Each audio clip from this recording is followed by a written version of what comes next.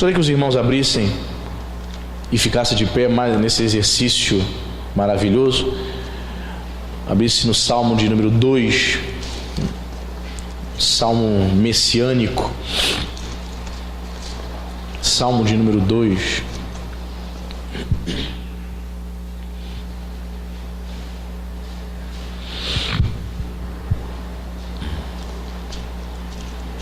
Amém? Você achou? Diz a palavra de Deus assim: porque se enfurecem os gentios e os povos imaginam coisas vãs? Os reis da terra se levantam e os príncipes conspiram contra o Senhor e contra o seu ungido, dizendo: rompamos os seus laços e sacudamos de nós as suas algemas.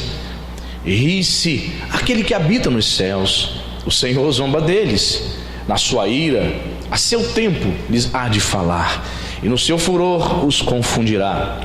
Eu, porém, constituí o meu rei sobre o meu santo monte Sião. Proclamarei o decreto do Senhor. Ele me disse: tu és meu filho, eu hoje te gerei. Pede-me, e eu te darei as nações por herança e as extremidades da terra por tua possessão. Com vara de ferro as regerás e as despedaçarás como um vaso de oleiro. Agora, pois, ó reis, sede prudentes, deixai-vos advertir, juízes da terra. Servi ao Senhor com temor e alegrai-vos nele com tremor. Beijai o filho, para que se não irrite, e não pereçais no caminho, porque dentro em pouco se lhe inflamará a ira. Bem-aventurados todos os que nele se refugiam. Vamos orar? Espírito Santo de Deus, estamos diante da tua maravilhosa palavra, e a tua palavra é poderosa para nos transformar, para nos abrir os olhos, para trazer iluminação. Sim, Pai, o teu servo Davi mesmo disse que a tua palavra são lâmpadas para os nossos pés e luz para o nosso caminho.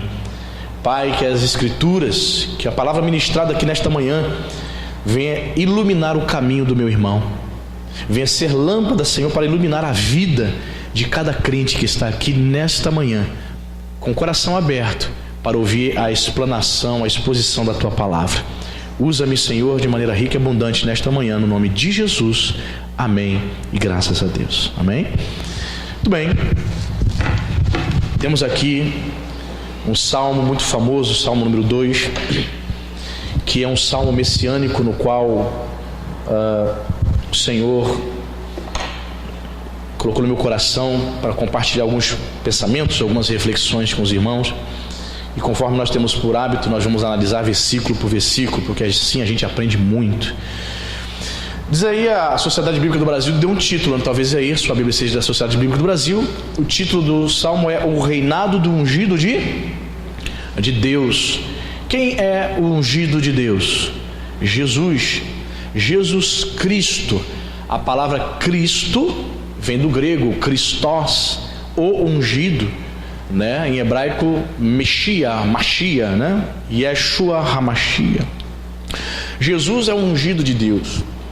Perfeito? Nesse texto nós vamos observar que a pessoa do Deus Pai está presente, a pessoa do Deus Filho também. O Pai ungindo seu Filho a rei.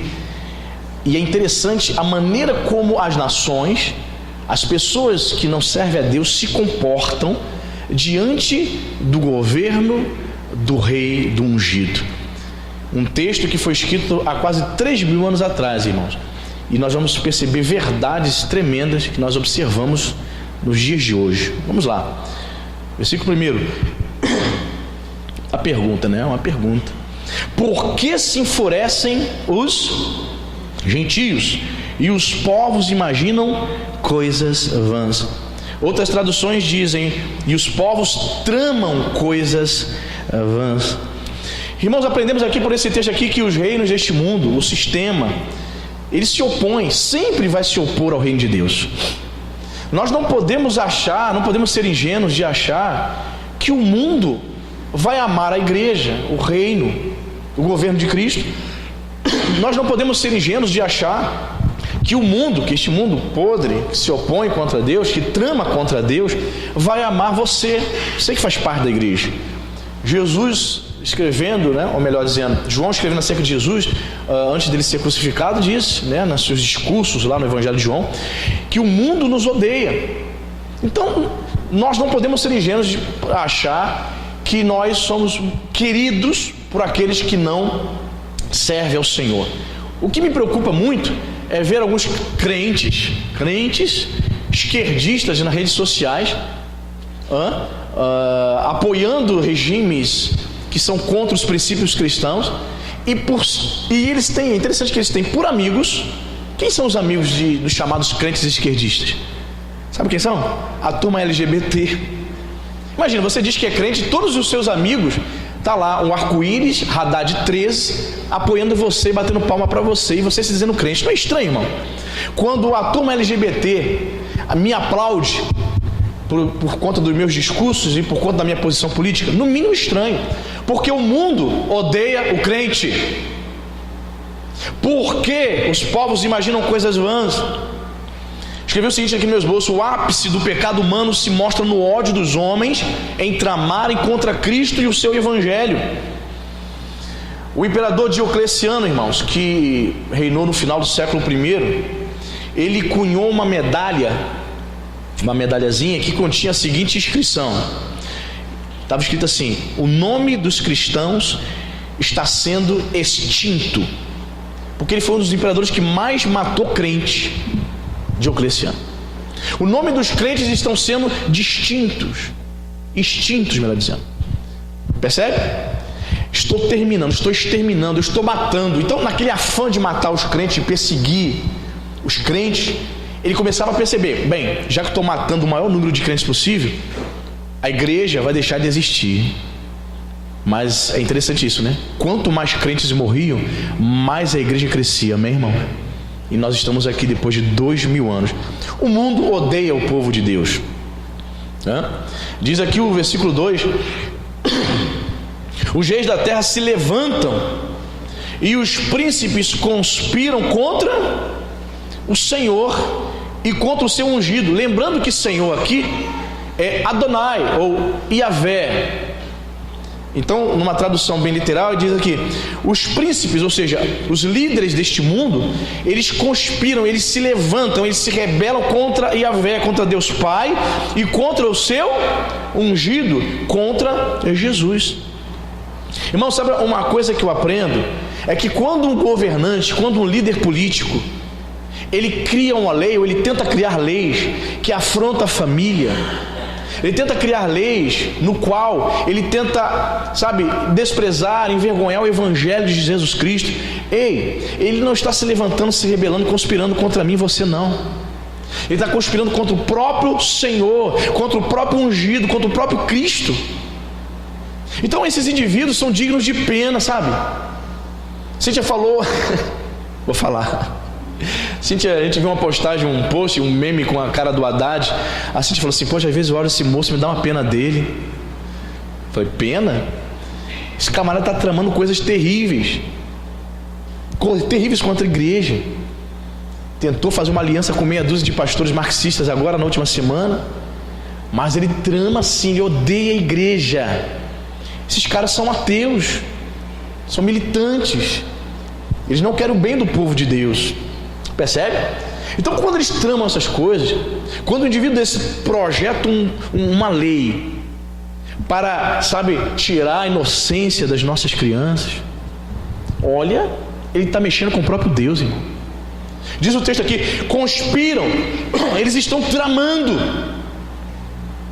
Eles se reúnem, eles tramam. O que nós vamos fazer com o povo brasileiro? O que vamos fazer para podermos nos manter no poder?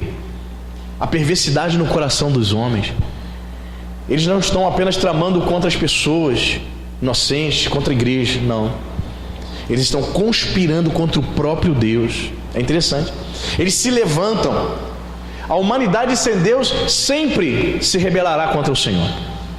Todo homem que não quer servir ao Senhor, todo homem que rejeita o evangelho de Jesus Cristo, ainda que diga que não, mas cedo ou mais tarde, ele se levanta contra Deus. Ele se rebela contra as coisas de Deus, mais cedo ou mais tarde. Anota aí na tua agenda aí. Ah, não, eu sou apenas um simpatizante.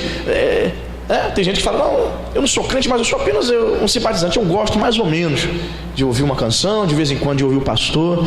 Mas ele não abriu o coração. Mais cedo ou mais tarde, se não houver arrependimento, ele se levantará, ele vai se rebelar contra Deus. Anota isso na sua agenda, porque é bíblico. As pessoas, os reis, os líderes, os príncipes conspiram contra Deus e contra Jesus. Você percebe? As pessoas que não servem a Deus, que não conhecem Jesus, elas falam muitas vezes no nome de Deus, né? Ah, se Deus quiser. Pois é, né? Se Deus quiser, né? Dificilmente elas falam o nome de Jesus, né? Embora, para algumas pessoas isso está mudando, né? Tem gente que está falando o nome de Jesus assim, torta à direita, mas Jesus está bem longe do coração dela. Mas ainda predomina isso, né? As pessoas falarem mais o nome de Deus. Sabe por quê? Satanás sabe que se essas pessoas conhecerem a Jesus, o ungido, elas serão salvas. Então ele tenta cegar os indivíduos de maneira terrível, para que eles não venham conhecer Jesus, porque é somente através de Jesus que há a redenção e a salvação. Você entende? As pessoas podem falar de Deus. Satanás quer que as pessoas falem de Deus, mas que não venham a conhecer Jesus. Você entende? Verso 3. Achei muito interessante, irmãos. Olha só o que dizem os rebeldes, aqueles que estão longe de Deus. Rompamos os seus laços e sacudamos de nós as suas. Quem está falando isso aqui? São os ímpios. Os ímpios, eles veem os mandamentos de Deus, os preceitos de Deus, como uma restrição à sua liberdade. Os ímpios, os homens sem Deus, eles querem liberdade para pecar. Rompamos os seus laços, ou seja, os ímpios estão dizendo isso. Rompamos os laços que nos prendem. Nós não queremos obedecer a Deus. Você entende? Sacudamos de nós as suas algemas. E você já conversou com pessoas que não servem a Deus? E quando você fala assim, o crente não bebe, o crente não fuma, ele fala, por isso que não sou crente, não pode fazer nada, estou me sentindo preso. Ou seja, então ele se entrega ao pecado, aos vícios, aí ele acha que tem a verdadeira liberdade. Não, só em Jesus é que nós temos a verdadeira liberdade. Quando a palavra de Deus diz que nós não devemos nos entregar aos vícios, a palavra de Deus nos orienta porque Deus quer o nosso bem, amém? Quando nos entregamos aos vícios, aí sim o indivíduo está algemado. Mas o indivíduo que não quer Deus, que não quer se render, ele diz isso aqui, rompamos os seus laços e sacudamos de nós as suas algemas. Eles não querem estar presos à palavra de Deus, eles não querem obedecer. Essa é a dificuldade da maioria das pessoas que vêm na igreja. Não querem obedecer a Cristo. Elas acham que os preceitos e mandamentos do Senhor são pesados, e não são. Pastor, poxa, vou parar de tomar minha cervejinha. Pastor, se eu não for crente de verdade, né, eu acho que eu vou ter que dar dízimo na igreja. Eu não vou tirar 10% do que eu ganho e dar na igreja. Não, pastor, eu vou passar fome, passar necessidade. Pastor, eu vou ter que parar de falar palavrão, pastor. Eu gosto de falar um palavrãozinho. Eu gosto de chamar meu filho de peste, de mandar meu filho, vá para o inferno. Tem pai que amaldiçoa os filhos, né? Impressionante. Tem mãe, xinga. Isso aí são xingamentos que se pode pronunciar, digamos assim, se assim podemos dizer. Amaldiçoa as crianças. Meu Deus do céu. Então elas se sentem o quê? Restringidas. As pessoas querem liberdade. Para quê? Para pecar. Já estão armando já as barracas ali na entrada da Pontinha. Parece que hoje tem, né? A parada gay. Jesus Cristo. E qual é o tema da parada gay deste ano? Mais amor, menos ódio, um negócio assim. Mais amor, menos ódio. Ou seja, quando você diz o que a palavra de Deus ensina, ele vai dizer que seu discurso é um discurso de ódio, um discurso homofóbico, um discurso preconceituoso. A mídia está tentando alimentar isso, né? De que se você não concordar com a liberdade sexual, com a imoralidade, você é preconceituoso, você é homofóbico. Você entende? Eu falei aqui, repito, há projetos de lei estão travadas lá por causa da bancada evangélica, tá? Há projetos de lei que querem arrancar da Bíblia, em português, textos que condenam a imoralidade sexual, textos que condenam o homossexualismo. E detalhe, quando você conversa com um defensor dessa turma, Se você falar homossexualismo, ele te repreende. Ele vai falar, não fala homossexualismo não, porque homossexualismo traz uma conotação de doença. Eles não são doentes. Fale homossexualidade. Eles nem querem, não gostam se você falar homossexualismo. Homoafetivo, né? Ou homossexualidade. Ou qual a sua orientação sexual. Se você falar homossexualismo, eles ficam indignados. Porque você estaria taxando ele como se fosse um doente. Então, essa é a mídia, o gramscismo impregnado na mídia, trazendo essa cultura de que você tem que permitir, de que você deve aceitar isso. Eles querem isso, eles não querem estar restritos às leis do Senhor. Rompamos os seus laços e sacudamos de nós as suas algemas. Não queremos estar presos, queremos liberdade para fazer o que nós achamos ser certo. Ou seja, em outras palavras, eles querem liberdade para pecar. É o direito deles, não é isso? Mas contanto que não atinja a minha família e os meus filhos, ele tem direito a fazer com o corpo dele o que ele quiser. Mas não deve impor essas coisas para a sociedade. Você entende, irmão? Essa é a luta da igreja evangélica, de que as minorias não venham nos impor essas coisas. Eles querem fazer? São livres para pecar. Eles querem romper as algemas. Rompamos as algemas, ok. Você não quer servir a Deus? Você tem esse direito. Mas não venha impor sobre o restante da sociedade os conceitos que você acha certo. Olha o versículo 4, irmãos, que interessante. Ri-se aquele que habita nos céus, o Senhor zomba deles. Deus ri. Olha só a expressão bíblica aqui, que Deus lá no céu observa esses indivíduos tramando contra Deus, tramando contra o Evangelho, se opondo, se levantando contra o reino de Deus. Deus lá do trono, essa é a expressão, é um riso de desdém. Ri-se deles, zomba deles. Deus zomba, irmãos. Deus despreza aqueles que rejeitam o ungido. Deus não fica preocupado, e agora? O que vão fazer com o meu povo? Tadinho da minha igreja. Deus ri-se dele. Deus zomba. E em outras palavras, Deus continua controlando todas as coisas, amém, irmãos? A despeito de, pastor, está acontecendo isso, pastor, não sei o que. Houve uma época aí, um boato, né, dizendo que haveria um tsunami aqui na lagoa. Lembra? Deve ter uns 2 anos isso. Algumas pessoas desesperadas mandando um zap para mim: pastor, virá um tsunami aqui na lagoa, vamos morrer. Eu falei: a irmã é salva? Porque se for salva não é para estar desesperada. Se vier um tsunami e levar todas as casas, os apartamentos aqui da lagoa, está tudo certo. Deus está no controle. Tsunami numa lagoa realmente teria que ser algo muito sobrenatural. Não é nem lagoa, né, irmão? Lagoa é água doce, não é isso? Nós temos aqui uma laguna, porque é água salgada aqui. A gente fala lagoa por convenção, mas é errado, certa laguna. Deus zomba deles. Deus desdenha. O Senhor olha esses homens tramando contra a família, contra a nação, contra a igreja. Deus desdenha.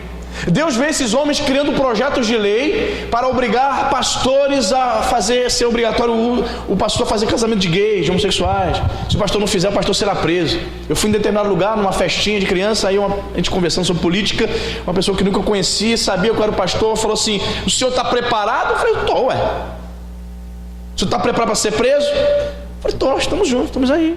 Eu sei o preço. Ao assumir ser um homem de Deus, um pastor, eu sei que pode acontecer isso.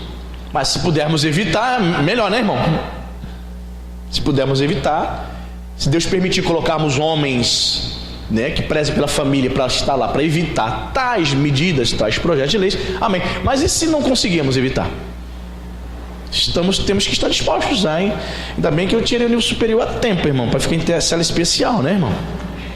Meu Deus, se tivesse só com o ensino médio supletivo, estava frito. Pelo menos fica em cela especial. Não tão especial quanto a do moço lá de Curitiba, mas ficaríamos em cela especial. Deus zomba deles. Quando o Senhor contempla tudo isso, Deus despreza o ímpio. Sabe por quê? Porque esses ímpios não querem se arrepender, irmãos. Quando o ímpio decide se voltar para Deus, se arrepender, Deus abraça. Se ele se mantém em rebeldia, em rebelião, Deus despreza, ri deles. É isso mesmo? Você quer destruir a minha palavra? Quer arrancar as páginas da Bíblia que condenam a homossexualidade? É isso mesmo? Deus ri, Deus trata com desdém, Deus continua soberano, amém, irmão? Deus continua soberano. Então ele vê a atitude desses homens malignos. Deus você já riu assim de forma tipo debochada assim? Você já viu aquele cachorrinho Pinscher? É Pinscher? Quando ele vem pro latino pra cima de você, parece até um bonequinho. Aí tu olha. Um Doberman que entrou numa máquina de encolhimento encolheu.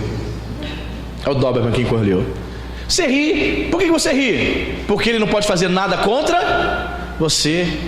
As nações, os homens ímpios, ainda que venham a conspirar, tramar contra Deus, eles não podem fazer nada contra Deus, amém, irmão? Essa é a atitude do Senhor, ele ri, zomba deles. Versículo 5, olha que interessante, irmãos. Na sua ira, na ira de Deus, a seu tempo lhes há de falar, e no seu furor os confundirá. Na sua ira, a seu tempo, no momento certo, irmão. No momento certo Deus faz justiça, amém, irmão? É no tempo dele.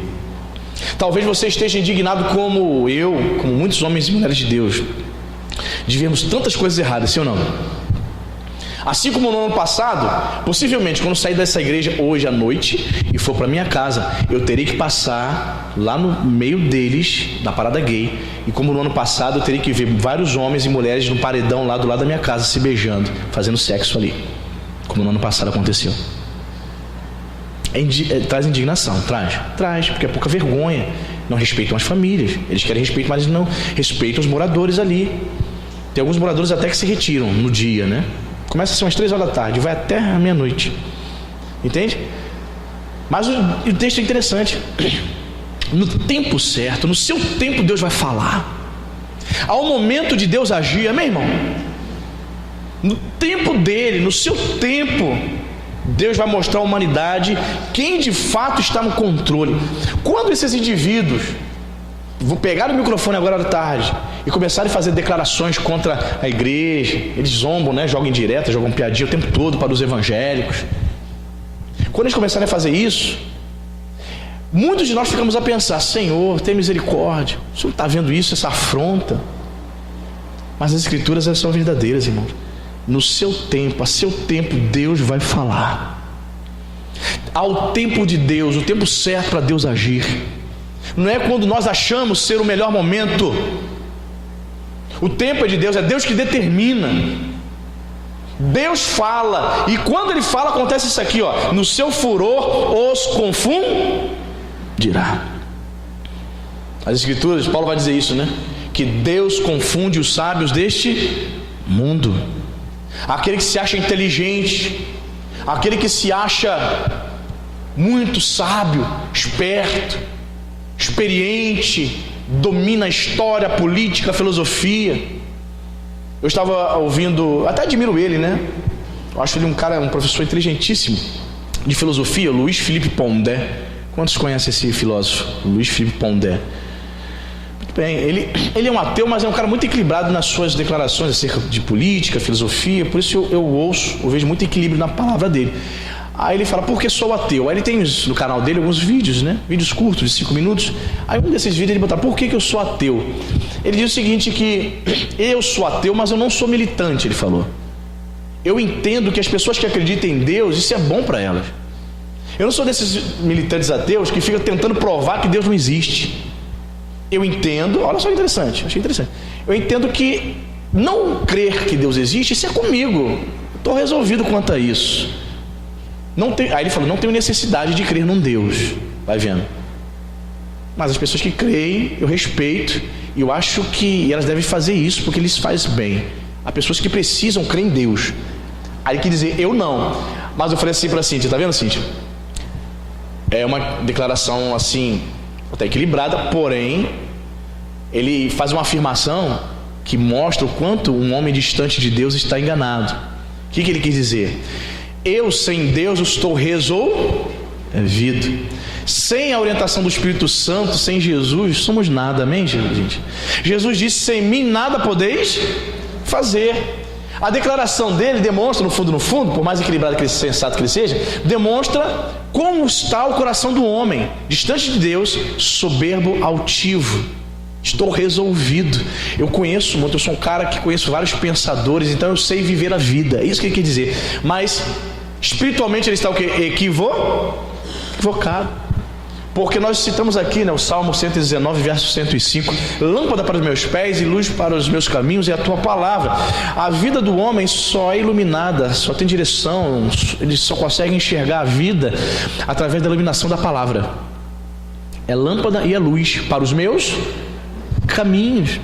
Então, por mais que ele declare e faça essa declaração de pessoa resolvida, de que não precisa ser um religioso para ser feliz ou para encontrar contentamento, ele está equivocado. Você entende? Muito bem. Verso 6. Diz o texto aqui: quem está falando agora é Deus, tá? Eu, porém, constituí o meu rei sobre meu santo monte Sião. Deus Pai, queridos, ele concedeu ao Senhor Jesus toda a autoridade, amém? Tanto no céu como na terra. Perfeito? Todo o poder está em Jesus. Não há nada que Jesus não possa fazer. Claro, né? Jesus não pode pecar, Deus não pode pecar, né? Óbvio. Mas em termos de poder curar alguém, ressuscitar mortos, o nosso Deus pode fazer. Por mais que uma pessoa seja imagina uma pessoa difícil, imaginou aí? Pastor, eu conheço uma pessoa difícil, meu Deus do céu, difícil de lidar, uma pessoa complicada, uma pessoa cheia de problemas emocionais, problemas espirituais. Tu conhece? Quem conhece? Precisa lidar com ela diariamente. Pastor, se fosse diariamente já tinha infartado, mas assim, de vez em quando eu encontro para ter papo, quando consigo. Pois é. Essa pessoa mais complicada, sabe? Jesus pode transformar ela, amém? Jesus pode mudar o coração dela.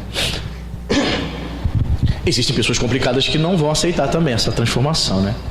Deus quer transformar, Deus vai trabalhar no coração dela, mas a pessoa precisa também desejar isso. Perfeito? Existe um imperador romano chamado, ele é conhecido na história como Juliano o Apóstata. Por quê? Porque ele era cristão, né? Após o cristianismo ter se tornado legal, né, no Império Romano, ele teria se convertido e tal. Só que durante a caminhada dele, ele abandona o cristianismo. Ele abandona, por isso que ele é conhecido como Juliano o Apóstata, né? Ele abandonou a fé. E nessa que ele abandona a fé, ele não fica na dele quietinho não, irmão. Sabe o que ele faz? Ele começa, outrora cristão, ele como imperador, ele começa a perseguir os crentes, volta a adorar os falsos deuses, as imagens, os deuses romanos, se torna, se entrega para o diabo, começa a perseguir crentes, e ele tinha feito uma promessa: eu vou destruir o cristianismo. Olha só, o verdadeiro apóstata, né? Ele abandona a fé, se volta para o paganismo, começa a perseguir crentes, e ele faz uma declaração: eu vou extinguir o cristianismo, eu vou acabar com essa raça de crente. E ele passa a vida toda tentando fazer isso, irmãos, e não consegue. Então ele tem uma batalha que ele parte para essa batalha, e ele, nessa batalha, ele vai de frente e ele é atingido, ele cai ferido, ele está agonizando, morrendo ali. E pessoas, a história relata que haviam pessoas do lado dele. Ele diz que ele sangrando ali, morrendo, ele vê que ia morrer, ele olha para o céu e ele faz a seguinte declaração. Ele fala assim: Galileu, tu venceste. Mas ele fala isso com muito ódio. Você venceu. Ele entendia assim, ele entendeu que Deus estava tirando a vida dele ali, e que ele havia perdido essa batalha contra a fé, contra o Senhor Jesus. Um homem distante de Deus tem esses pensamentos, né, irmão? Ele tenta parar as coisas de Deus, tenta parar a obra de Deus. O Galileu sempre vai vencer, amém, irmão? Jesus sempre vai vencer, irmãos. Jesus é rei. Jesus foi constituído rei. É interessante, quando você vai estudar teologia, você aprende que Jesus exerceu 3 ofícios. Quais são? Rei, sacerdote e profeta. Você vai ver no texto aqui ele como rei e como sacerdote, ok? Jesus é rei. Se ele é rei, ele precisa governar a nossa vida, amém? A Bíblia chama Jesus de Rei dos Reis. Se ele é rei, ele precisa reinar sobre nós. Nas monarquias absolutistas do século de 15, 16, 17, na França, os reis, poder da vida e da morte. Luís XIV disse o seguinte: o Estado sou eu. Ele ficou conhecido como o Rei Sol. Não é isso? Estou correto, Luís XIV? É isso, Paulo confirmou ali. O Estado sou eu sou o cara, eu mando, mato e faço, aconteço. O rei tinha o poder da vida e da morte. Jesus é o rei da tua vida. A tua vida está nas mãos dele. A nossa vida. E o grande problema nosso é que nós não queremos deixar Jesus governar a nossa vida. Nós queremos, direcionar muitas coisas. Jesus pede algo para nós e nós dizemos assim: hoje não, deixa para depois. Deus pede algo para você e você fala assim: não, talvez lá no ano 2020 eu faça isso. Agora não, eu acho que, ou seja, Deus quer te tirar da zona de conforto para transformar o teu caráter, e muitas vezes nós queremos impedir Jesus de fazer isso. Por quê? Porque ele é rei, ele quer governar sobre nós. A luta nossa com Deus é essa: nos submeter ao reinado de Jesus Cristo. Lembre-se, Deus Pai constituiu ele rei. Claro, esse texto é messiânico, ele aponta para Jesus também, para o reinado milenar, Jesus reinando no milênio, Versículo 7: proclamarei o decreto do Senhor, ele me disse: tu és meu filho, eu hoje te gerei. Aí você já vê aqui o ungido, Cristo falando: eu vou proclamar um decreto do Senhor, ele disse para mim: tu és o meu filho. É interessante que na literatura judaica, principalmente em relação aos reis, essa declaração de que Jesus é filho do Senhor, filho de Deus, identifica o Senhor Jesus com o próprio Deus. Por que os fariseus tentaram matar Jesus quando Jesus discursava? Capítulo 6 de João, há um momento ali que os fariseus tentam pegar em pedras para matar Jesus, porque ele declarava ser filho de Deus. Ser filho de Deus era dizer o seguinte: eu sou o próprio Deus. Veja bem, tu és o meu filho. É uma declaração que comprova a divindade do Senhor Jesus. Pastor, o senhor já falou aí que os testemunhos de Jeová não creem na divindade de Jesus. É correto isso? Sim. Tem algum problema, pastor, se eu não crer na divindade de Jesus? O que você acha, irmão? Tem problema sim ou não? Tem. Se você não acreditar que Jesus é Deus, o Filho de Deus é divino, então o sacrifício que ele fez na cruz não serviu de nada. Não foi um sacrifício expiatório, foi apenas um indivíduo, um grande sábio, sendo morto na cruz. Não teve poder de redimir ninguém. Percebe isso, irmãos? O poder da obra de Jesus na cruz só é válido para nossas vidas, só purifica os crentes, só expia os pecados dos crentes a partir do momento que você entende que quem morreu na cruz do Calvário foi o próprio Deus. Por isso, testemunhas de Jeová, eles não são salvos. Não, pastor, não. Eu sou o caminho, a verdade e a vida, ninguém vem ao Pai senão por mim. Se você nega a divindade de Jesus, como é que você vai chegar ao Pai? Eles deram um salto, eles pularam o filho e foram direto para o Pai, Jeová ou Yahvé. Entendeu? Então é fundamental. Essa declaração messiânica aqui, tu és o meu filho, eu te gerei, é uma expressão que testifica, que autentica a divindade de Jesus. Jesus como filho, filho de Deus. Perfeito? É um texto que prova a sua divindade. Verso 8. Olha, aqui Deus falando já, Deus falando para o filho: pede-me e eu te darei as nações por herança e as extremidades da terra por tua possessão. Jesus aqui é apresentado pelo Pai como o sacerdote que ele é. A Bíblia diz lá em Hebreus 7:25 que Jesus, ele vive hoje a interceder pelos crentes. 1 Timóteo 2,5 diz que Jesus é o único mediador entre Deus e os homens. Então Deus Pai está apresentando Jesus aqui como sacerdote. Olha que Deus Pai fala para o Filho: pede-me o que você quiser. Pede-me o que? As nações por herança. E Jesus pediu filhos de todas as nações. Se você for hoje lá na Coreia do Sul, há uma igreja nesse momento cultuando ao Deus verdadeiro, mesmo Deus que você. Se você for lá na China agora, haverá uma igreja cultuando ao Senhor. Se você for lá na Rússia, tem uma igreja agora adorando o Deus que você serve. Se você for lá na Indonésia, se você for na Austrália, nos Estados Unidos, em todas as nações, Deus Pai cumpriu essa promessa. Pede-me o que quiseres, meu filho, eu vou te dar todas as nações por herança. Nós somos, como igreja, os gentios de todas as nações, o presente de Deus para o Filho. Amém, irmão? Jesus morreu na cruz por mim e por você, irmão. Mas Ele pediu antes: dá-me, pede-me o que você quiser, meu filho. Pai, apresentando Jesus aqui como sacerdote, como aquele que vive a interceder pela igreja, vive a interceder pelos crentes. Jesus intercede por mim e por você nesse exato momento diante do Pai. Amém, irmão? Que coisa fabulosa. Mas como é que é isso, pastor? Individualmente, um por um, intercede por cada crente? Sim. Ele é onisciente, ele tem todo o poder.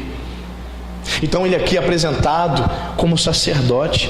Pede-me, Deus Pai falando: pode me pedir, meu filho, eu vou te dar as nações, pessoas de todas as nações para comporem a igreja, a minha igreja. A igreja é amada pelo Senhor, amém, irmão? Somos amados, a verdadeira igreja, amém, querido?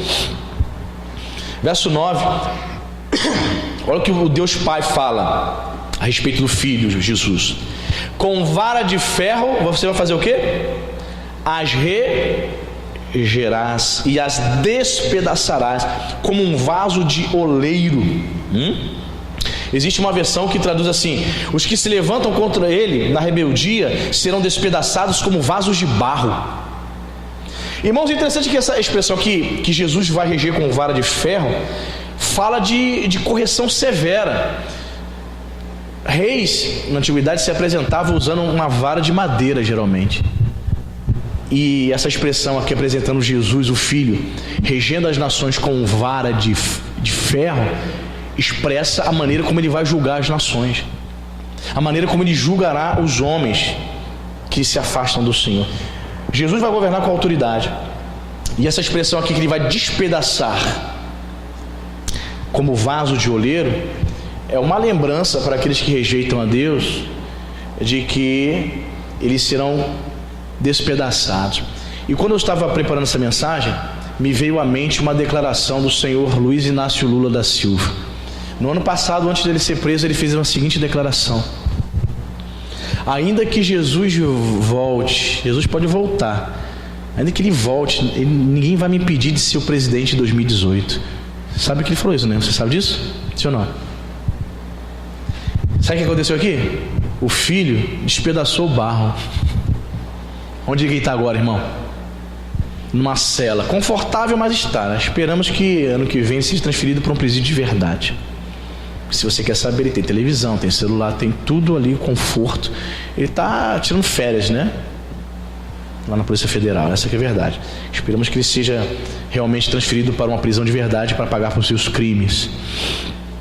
Muita gente morreu por causa desse homem, se você quer saber. Milhares de pessoas. Eu vi um dado esses dias aí, irmãos, assim que eu fico assim chocado com um negócio desse. O Brasil está chegando agora a 209 milhões de habitantes. E 50% da nação brasileira, 104, 105 milhões de pessoas, não tem saneamento básico. O que é isso? 100 milhões de pessoas, quando querem fazer suas necessidades, vai lá para a casinha lá fora, para o mato. Não tem vaso, não tem esgoto. Você consegue imaginar isso? Graças a Deus aqui todo mundo tem casa, tem vaso, tem banheiro, não é isso? Você toma um banhozinho quente, graças a Deus. Mas a outra metade da população brasileira não tem isso, não tem água. Gente, estamos no século XXI. Um país tão rico como o Brasil 100 milhões de pessoas não têm esgoto. Existem culpados, claro que existe, mas o nosso Deus, ele tem poder para despedaçar o barro. Despedaça o barro. Que petulância é essa, irmão? Que petulância. Nem Jesus me impede de ser o presidente de 2018. Está parecendo os construtores do Titanic. Este navio nem Deus afunda. Aí Deus despedaçou o barro na primeira viagem, bateu no iceberg. Deus que colocou aquele iceberg ali, irmão, no meio do Atlântico Norte. Eles tinham que bater exatamente ali, naquele iceberg. Deus despedaça, irmão. Deus abate toda a arrogância humana, amém? Deus está no controle. Interessante isso, né? Verso 10. Um anúncio aqui do Senhor, olha: agora pois, ó reis, sede prudentes, deixai-vos advertir, juízes da terra. Um chamado de Deus à sensatez, para darem atenção à palavra, irmãos. A verdadeira sabedoria consiste em obedecer a Cristo. Sejam prudentes, ó reis, deixai-vos, permitam-se serem advertidos pela palavra. É a palavra de Deus que adverte o homem. É a palavra de Deus que diz o que você tem que fazer e o que você não deve fazer. Deixai-vos, deixe, porque no fundo, o coração rebelde, o pecador não quer ser advertido. Você gosta de ser chamado a atenção, irmão? Ninguém gosta. Você é casado, tem filho, tem filha, sua mãe chega na tua casa e te chama a atenção. Tu gosta? Por mais que você esteja errado. Nós não gostamos. A gente pode estar dizendo, tudo bem, mas ok, só está certo. Mas a gente fala isso com muita... A gente não gosta de ser advertido. Lembro da minha mãe, eu ri muito quando ela falou isso. Ela falou, tua avó ligou para mim. Aí eu estava falando com ela no telefone. Aí eu falei assim, ela estava falando muito tempo comigo. Eu falei, minha mãe dizendo que a minha avó falou para minha avó, ô mãe, eu vou desligar agora porque eu tenho que ir na casa de algumas amigas aqui na rua, rapidamente. Aí a minha avó falou para ela assim, ô Deta, a filha da minha mãe é Deta, ô Deta, presta atenção, você não tem amiga não, amiga sou eu, a tua amiga sou eu, o máximo que você tem é colega. Minha mãe com 63 anos de idade ficou tiririca, ela veio reclamar comigo, tua avó me chamando a atenção, tô com 60, minha avó tem 9, vai fazer 90 agora, me chamando a atenção, disse que eu não tenho amiga. Eu falei, ela tá certa, mãe, ela que é tua amiga, não é, querido? As vizinhas são colegas mesmo, a amiga mesmo é tua mãe, teu pai, não é isso? Essas são, está contigo em todos os momentos difíceis e bons momentos. Você só tem amiga não, você só tem colega. Minha mãe não gostou não gostou de ser advertido. Mas aqui há uma palavra de Deus para nós: deixai-vos advertir. Quando você, ele está dizendo o seguinte, sejam prudentes, deixai-vos advertir. Quando eu permito a palavra de Deus me orientar, me advertir, me corrigir, eu estou mostrando sensatez. Sabe quando você é uma pessoa sensata? É quando você permite que a palavra de Deus te oriente, te adverte, te exorta. Às vezes o pastor é duro, mas ele está sendo usado por Deus, ele para te advertir, é para o teu bem. E quando você aceita essa exortação, a Bíblia diz que você é uma pessoa sensata. Interessante, né, irmão? Coisa linda. Deixai-vos advertir, juízes da terra. Temos que dar atenção à palavra de Deus. É isso que o salmista está dizendo. Versículo 11. Servi ao Senhor com temor e alegrai-vos nele com tremor. Temor e temor. Escrevi o seguinte no meu esboço: reverência e humildade devem estar combinadas com o serviço a Deus. Ele está dizendo que aqueles que servem ao Senhor, aqueles que creem no Senhor, devem se lançar para servi-lo. Ok? Assim, irmãos, eu tenho uma certa dificuldade de entender os crentes que não querem servir a Deus. Eu digo assim, trabalhar para Jesus, né? Fazer algo em prol do reino. Eu tenho uma certa dificuldade. O pastor fala assim, olha, cedo da sua casa, vamos fazer um culto no lar na sua casa. A pessoa não trabalha na igreja, não serve, nem para abrir a porta da casa dela, para o evangelho ser pregado na casa dela. Os crentes vão lá para minha casa, vão comer cachorro quente, pastor. Ela não quer servir.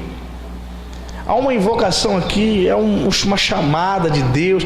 Sirva ao Senhor com temor. Tem gente que quer servir de qualquer maneira, né? Tem gente que quer fazer as coisas na igreja de qualquer maneira. É impressionante, sabe?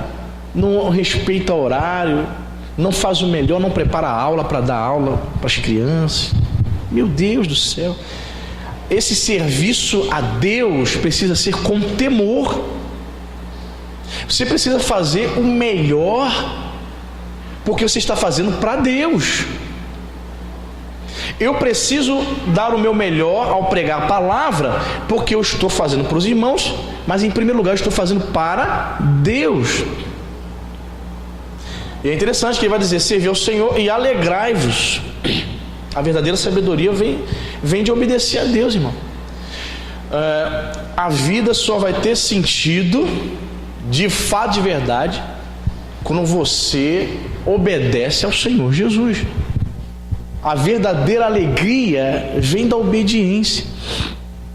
Esses pastores que você tem ouvido aí se suicidando, estão alegando que é depressão por causa do ministério. Não é não, hein? Se engana não. Já falei aqui, você talvez não tenha ouvido.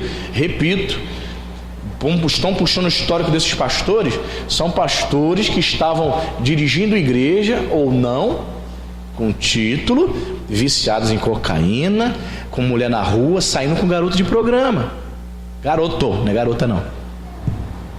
Aí é claro, né? Não obedece a Jesus, o cara entra em depressão, o cara entra em crise emocional, vivendo vida dupla. É muito difícil o cara viver uma vida dupla.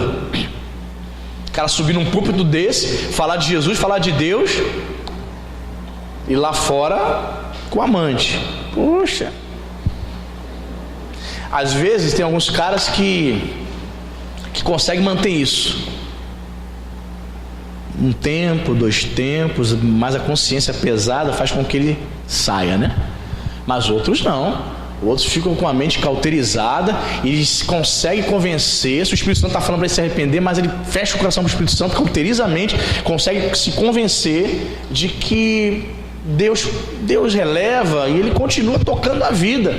Aí vai entrar a crise, vai vir a depressão, porque para ele levantar da cama para vir domingo de manhã pregar, enquanto está mantendo outra família, está no pecado, está saindo com o garoto de programa, cheirando cocaína, fica difícil pra caramba, irmão. O cara entra em crise, entra em paranoia. O homem não foi feito para isso. Você entende? Não foi feito para isso. Então ele não encontra contentamento, ele não consegue encontrar alegria. E você sabe que a depressão nada mais é, assim, de forma a grosso modo, uma extrema tristeza, uma tristeza aguda na qual a pessoa é acometida ao ponto de ela não querer levantar da cama, ao ponto de ela não querer viver, nem tomar banho, nem se alimentar. Ela vai definhando ali, ela não tem vontade de fazer mais nada. Então, a grosso modo é isso, uma tristeza aguda. E diz a palavra de Deus que aquele que serve a Deus consegue se alegrar no Deus vivo com tremor. Então o verdadeiro crente, servo de Deus, ele serve ao Senhor, trabalha para Jesus, ele produz para o reino. Em segundo lugar, na vida dele você vê alegria e contentamento porque está servindo a Deus. Presta atenção, se você sentir na tua vida qualquer sintoma de depressão, refute, rejeite, repreenda em nome de Jesus. Por quê? Porque é a tristeza aguda tentando tomar conta do teu coração. Mas você está lendo na palavra, e a palavra de Deus não é mentirosa, é verdadeira, que o verdadeiro cristão, ele precisa servir a Deus com tremor, tendo alegria no seu coração. Verso 12. Olha que interessante, eu achei linda essa parte. Beijai o filho, Deus dizendo acerca do filho. Beijai o filho para que se não irrite e não pereçais no caminho. Beijai o filho. Eu aprendi, irmãos, que o beijo, né, na antiguidade, beijar o rei, né? Jesus é rei, filho, ele é Deus, filho, e é rei. Beijar o rei era uma expressão de submissão. Quando os indivíduos se aproximavam diante do rei, beijava o rei. O que ele estava dizendo ali? Que ele se submete ao reinado daquele rei. Dom João VI, né? Lá na Praça 15 tem o Paço Imperial, está até hoje lá, né? E a história diz que ele costumava às tardes assentar-se lá naquele Paço Imperial, lá na Praça 15, e recebia as visitas das pessoas humildes, simples, mas de muitos senhores de engenho, no qual tinha o hábito de beijar, para beijar o rei. Aí ele ficava sentado lá, Maria Joaquina direita, aí todo mundo vinha, beijava ele, entregava presentinhos. Entendeu? Tinha questão, não era só uma maneira de dizer assim, eu me submeto ao teu governo, Dom João, mas era uma maneira também de troca de favores políticos. Desde aquele tempo já havia esses esquemas, né, irmão? Então alguns homens de poder, políticos de posição, beijavam a mão de Dom João VI, que só foi tomar o primeiro banho na vida aos 51 anos de idade. Português não toma banho, você sabe disso. E ele só foi tomar o primeiro banho aos 51 anos de idade porque uma pulga picou a perna dele tomou a ferida, e o médico disse, se o senhor não tomar um banho e lavar essa ferida, o senhor vai morrer. Aí ele foi tomar o primeiro banho com 50 anos de idade. Curiosidade da história, né? Pastor, mas como é que era o asseio, a higiene, pastor? Vou te dizer. Não, é simples. Sabe como era, não? Pano úmido. Era o banho. Ele não tomava banho como você. Essa ideia de tomar um banho, 2 banhos por dia, 3 banhos por dia, ele dizia que era algo inviável. Isso é coisa de índio. Quando os portugueses chegaram aqui, você sabe, né? Eles estranharam muito o índio o dia todo na lagoa, tomando banho. Por que toma banho todo dia?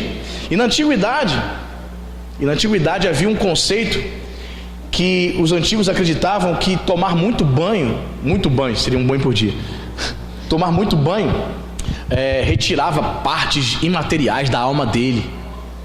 Para quem não gosta de banho, né, não é chegado, isso é só uma curiosidade. Mas voltando,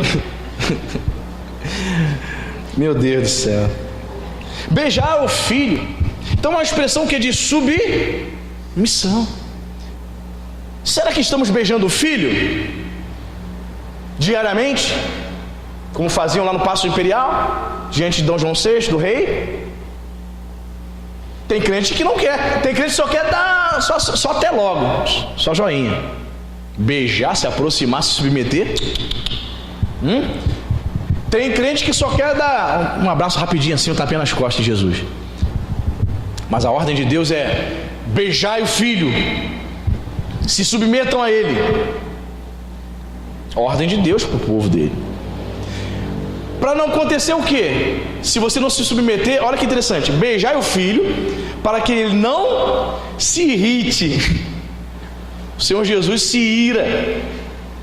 irrita, digamos assim, com aqueles que não querem se submeter a ele. Beije o filho para que ele não se irrite. Quando os indivíduos não se submetem a Deus, o que resta, o que fica é a ira de Deus. A pessoa está aberta para a ação dos demônios. Quando a pessoa rejeita Jesus na sua vida, gente, ela não tem a proteção de Deus. Ela não tem o sangue, a cobertura do sangue. Porque o que impede de um demônio entrar no corpo de um indivíduo sem Deus? O que impede? Já parou para pensar nisso? O que impede? O Espírito Santo e a cobertura do sangue. O demônio não entra no corpo de uma pessoa que tem o Espírito Santo. O demônio não entra no corpo de uma pessoa no qual ele vê a cobertura do sangue de Jesus sobre a vida dela. Entendeu? Então não beijar o filho, não se submeter ao filho, o filho se irrita. Sim. A ira de Deus está sobre aquela pessoa. A ira de Deus sobre um indivíduo é quando a pessoa ela não tem a presença de Deus. Ali está manifestada a ira do Senhor. O indivíduo que rejeita o Senhor. Olha outro ponto interessante: beijar o filho para que não se irrite e não pereçais no caminho. Meu irmão, quantos crentes, você que tem mais de 10 anos de crente, quantos crentes que você já viu perecer parando no meio do caminho, sim ou não? Começaram muito bem, né? Começou junto com você, se batizou junto com você, cadê ele agora? Não quiseram se submeter ao filho, não quiseram beijar o filho. não quiseram se submeter a Jesus, então eles perecem no meio do caminho, não aguenta chegar até o fim. Jesus disse: aquele que perseverar até o fim será salvo. Seguindo aqui, diz o seguinte: porque dentro em pouco se lhe infamará a ira. Bem-aventurados todos os que nele se refugiam. Então temos aqui essa parte final do versículo 12, 3 fatos interessantes: submissão ao Filho, que é o ato de beijar, não perecer, não parar, não desistir no meio do caminho. E ele vai dizer: as pessoas que fazem isso, elas são bem-aventuradas, felizes, abençoadas, né? Tem esse sentido, quando elas se refugiam em Deus. A coisa mais sensata é confiar e se refugiar no Senhor para a salvação eterna. Então vimos Jesus aqui sendo apontado pelo próprio Deus Pai como rei, constituir rei. Jesus reina na tua vida. Tu és o meu filho. Jesus sendo apresentado como filho de Deus, declarando aqui o texto a deidade ou divindade do Senhor Jesus. Pede-me e eu te darei as nações. A Bíblia, o Salmo messiânico, apresentando Jesus como sacerdote, como aquele que intercede pelo povo de Deus. Que Jesus possa ser o rei da tua vida, amém? Que ele possa ser o Filho de Deus habitando no teu coração, amém? E que ele possa continuar intercedendo pela tua vida enquanto você está mantendo essa aliança com o Rei Jesus, amém? Que Deus abençoe a sua vida. Fique de pé, vamos orar. Isso, feche os olhos. Pai querido, Pai santo, muito obrigado, Jesus, pela tua palavra. Nós nos submetemos a ti, nós nos prostramos diante do Rei, aleluia. Essa igreja, Senhor, se prostra diante de ti e beija o Filho nessa manhã. Essa igreja reconhece que tu és o Rei dos reis. Eu e os meus irmãos, Pai, desejamos nos submeter ao teu governo. Reina sobre nossas vidas. Tu és o Filho de Deus. O Senhor possui a mesma natureza divina do Pai. Por isso nós podemos orar a ti, por isso nós podemos adorar a ti, por isso podemos nos render em nome de Jesus, Pai. Levanta aqui, Senhor, crentes que verdadeiramente beijem o Filho.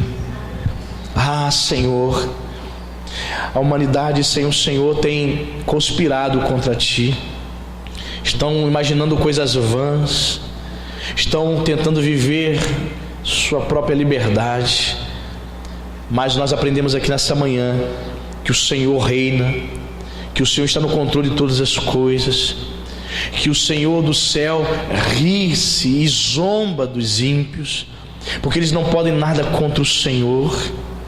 Bendito seja o teu nome.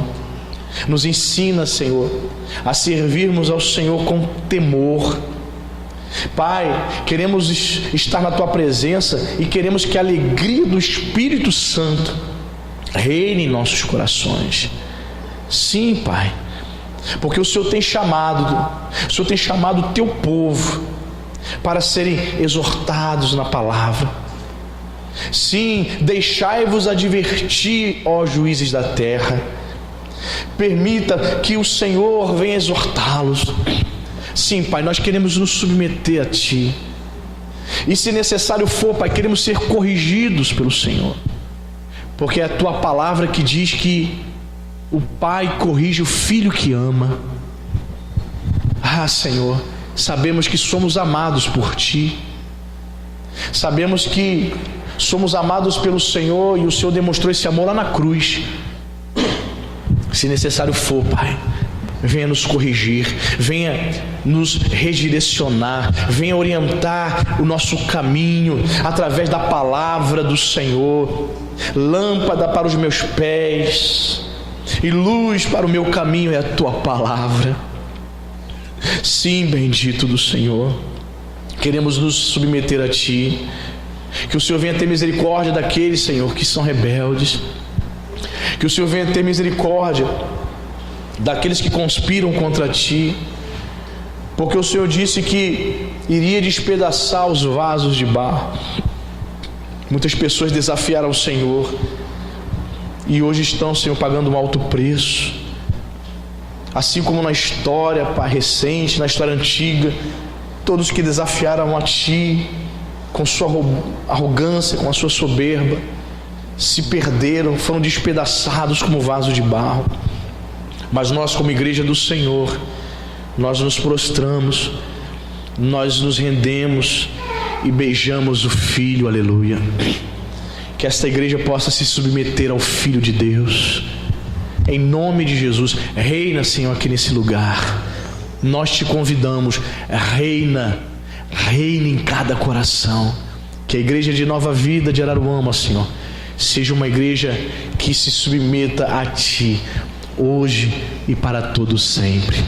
Nos abençoe, Senhor. Leva-nos em paz. Dá-nos, ó Deus, um domingo de graça e paz com a nossa família, Senhor. Que logo mais possamos estar cultuando e bendizendo o Teu nome logo mais à noite. Nos abençoe. Seja com Teu povo, abençoando-os rica e abundantemente, em nome de Jesus. Amém e graças a Deus.